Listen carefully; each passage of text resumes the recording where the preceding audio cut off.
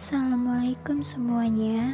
Perkenalkan, nama saya Angelita Maharani Syafitri dari Politeknik Negeri Medan, Prodi Perbankan dan Keuangan.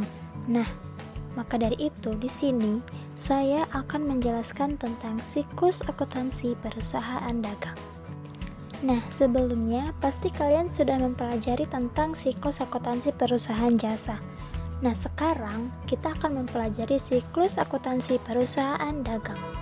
Nah, pengertian dari siklus akuntansi perusahaan dagang itu sendiri adalah proses pembuatan laporan keuangan pada sebuah perusahaan dalam waktu tertentu yang kegiatan utamanya membeli dan menjual kembali barang tanpa memberikan nilai tambah atau mengubah bentuk. Nah, untuk membedakan perusahaan jasa dan perusahaan dagang memiliki karakteristik seperti pada kegiatan usaha yang dilakukan, yaitu membeli barang dagang dan menjualnya kembali tanpa mengadakan perubahan terlebih dahulu pada suatu produknya. Pada kegiatan akuntansinya, itu ada menggunakan akun persediaan dagang, ada perhitungan harga pokok penjualan, dan ada laporan laba rugi dapat menggunakan bentuk single step atau langsung dan multiple step atau bertahap. Nah, untuk membuat akuntansinya, kita memerlukan transaksi-transaksi perusahaan dagang.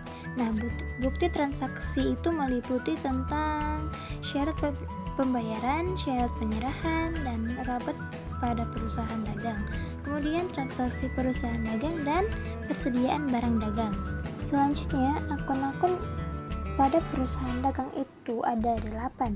Nah, yang pertama itu ada akun persediaan barang, akun pembelian, akun rater pembelian dan pengurangan harga, akun potongan pembelian, akun beban angkut pembelian, akun penjualan, akun rater penjualan dan pengurangan harga, serta akun potongan penjualan.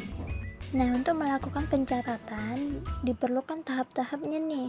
Yang pertama itu dimulai dari mengumpulkan transaksi atau mencatat transaksi, kemudian kita membuat jurnal khusus dan jurnal umum.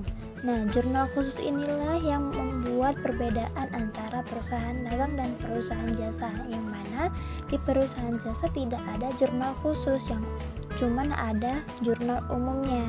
Jurnal khusus sendiri adalah jurnal yang digunakan untuk mencatat transaksi-transaksi keuangan yang sejenis dan seringkali terjadi sesuai dengan urutan waktu terjadinya. Nah, jurnal khusus terbagi menjadi 4 bagian lagi. Yang pertama itu ada jurnal pembelian, kedua jurnal pengeluaran kas, kemudian jurnal penjualan, kemudian jurnal penerimaan kas. Nah, berikut saya beri contoh tabel jurnal pembelian, jurnal pengeluaran kas, jurnal penjualan, dan jurnal penerimaan kas.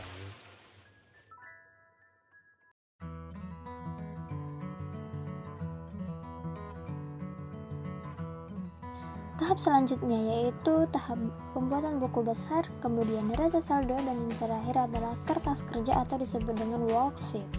Pencatatan transaksi pada buku besar ini berfungsi sebagai pencatatan transaksi keuangan milik perusahaan. Nah, buku besar akuntansi terbagi menjadi 2 macam, yaitu buku besar umum atau general ledger dan buku besar pembantu atau subsidiary ledger. Dan apa sih buku besar umum? Buku besar umum yaitu semua perkiraan yang ada dalam suatu periode tertentu, seperti kas, piutang usaha, persediaan utang usaha, dan modal.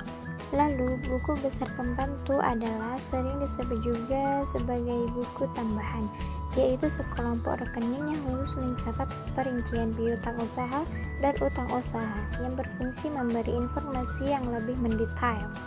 Buku besar pembantu dapat berbentuk skronto dan stravel. Berikut contoh tabelnya. Nah, selanjutnya tahap pengiktisaran, yaitu membuat neraca saldo. Nah, neraca saldo itu sendiri yaitu daftar yang berisi seluruh jenis nama akun beserta saldo total dari setiap akun yang disusun secara sistematis sesuai dengan kode akun yang bersumber dari buku besar perusahaan pada periode tertentu. Nah, sebelum memasuki tahap pembuatan worksheet atau kertas kerja, kita membuat jurnal penyesuaian perusahaan dagang.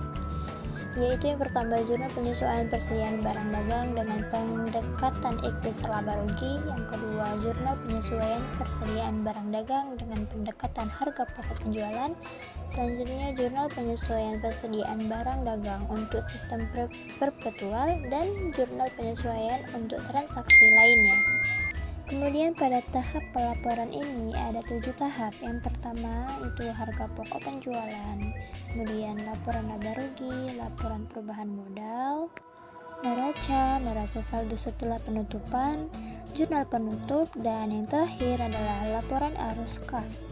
Nah, jadi kesimpulannya yaitu siklus akuntansi perusahaan dagang itu sendiri yaitu proses pembuatan laporan keuangan pada perusahaan dagang yang tidak melakukan mengadakan perubahan terlebih pada suatu produknya.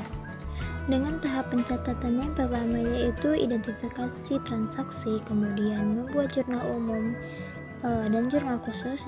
Jurnal khusus itu terdiri dari jurnal pembelian, penjualan, pengeluaran kas, dan penerimaan kas, kemudian dipindahkan ke buku besar utama atau buku besar pembantu, kemudian membuat neraca saldo, dan selanjutnya pembuatan jurnal penyesuaian, lalu kemudian buat worksheet, kemudian laporan keuangan, dan selanjutnya jurnal penutup, kemudian neraca saldo setelah penutupan, dan yang terakhir adalah jurnal pembalik. Baiklah, sekian yang dapat saya sampaikan. Jika ada kekurangan atau kesalahan saya minta maaf, dan jika ada yang ingin bertanya bisa komen di kolom komentar ya. Saya ucapkan terima kasih. Assalamualaikum.